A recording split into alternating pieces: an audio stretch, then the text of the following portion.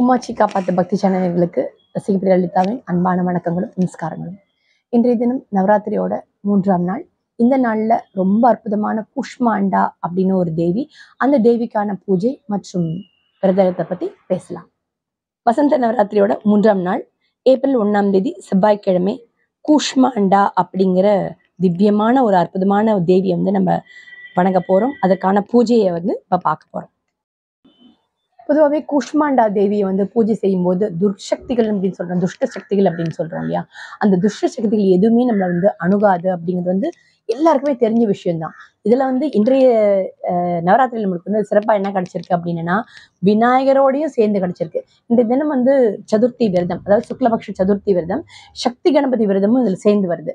இந்த தடவை நவராத்திரி எல்லா நாட்களும் பார்த்தோம் அப்படின்னா ஏதோ ஒரு சிறப்பான நாட்களா ஒரு ஒரு விஷயத்த மட்டும் நம்மளுக்கு இல்லை, இரண்டாவதாக ஒரு ஒரு இன்னொரு விஷயமும் சேர்ந்து வரும்போது அந்த நாளோட சிறப்பு தன்மை அப்படிங்கிறது கொஞ்சம் அதிகமாவே ஆயிடுது அப்படின்னு சொல்லலாம்.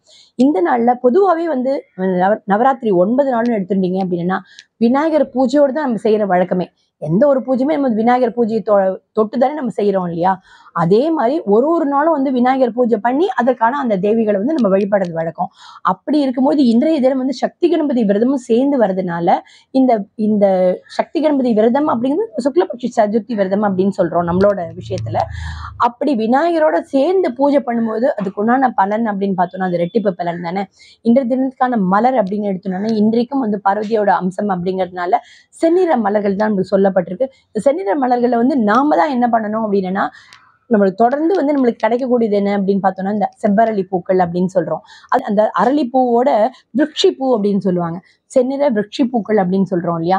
அந்த பூக்களாலையும் அர்ச்சனை செய்யறது ரொம்பவே விசேஷம் அப்படின்னு.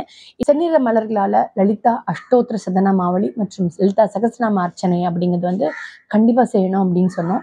இந்த நாள்ல அப்படியே ஒரு கூடுதல் சிறப்பா நம்ம என்ன பண்ணுவோம் அப்படின்னா, ஆரம்பத்திலேயே நம்ம அதாவது சக்தி கணபதிக்கு பூஜை பண்ணணும் அப்படின்னு சொல்றோம் இல்லையா? அவரோட அஷ்டோத்திரத்தையும் சேர்த்து வாசிச்சோம் அப்படின்னா நம்மளுக்கு ரெட்டிப்பு பலன் அப்படின்னு சொல்றோம். இன்றைய தினத்துக்கான பிரசாதம் அப்படின்னு பார்த்தோம்னா 2 பிரசாதங்கள் சொல்லணும். ஒண்ணு சக்தி கணபதி விரதத்துக்காக உண்டான பிரசாதம், அது எப்பவும் போல இனிப்பு பூரண கொழுக்கட்டை அப்படின்னு சொல்றோம்.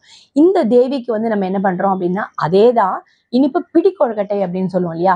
இப்ப கார கொழுக்கட்டை இருக்கிற மாதிரி இனிப்பு பிடி கொழுக்கட்டை, இந்த கொழுக்கட்டை நம்ம நைவேத்தியம் பண்ணி தேவிக்கு படைக்கணும். இன்றைய தினம் நவராத்திரியோட 3ஆம் நாள் குஷ்மாண்டா தேவி, அவளுக்கு உண்டான பூஜை புனஸ்காரங்கள் எல்லாத்தையும் நம்ம அற்புதமா பார்த்தோம். அதோட சக்தி கணபதியையும் சேர்த்து பார்த்துட்டோம். நாளை தினம் நவராத்திரியோட வசந்த நவராத்திரியோட 4ஆவது நாள். 4ஆம் நாள்ல என்ன விரதம், எப்படி விரதம் இருக்கணும், எந்த தேவியை வணங்கணும் அப்படிங்கிறத நாளை தினம் பார்ப்போம். மீண்டும் அடுத்த காணொளி சந்திக்கும் வரை உங்களிடம் விடைபெறுவது உங்கள் ரசிகப்பிரியா லலிதா. நன்றி, நமஸ்காரம்.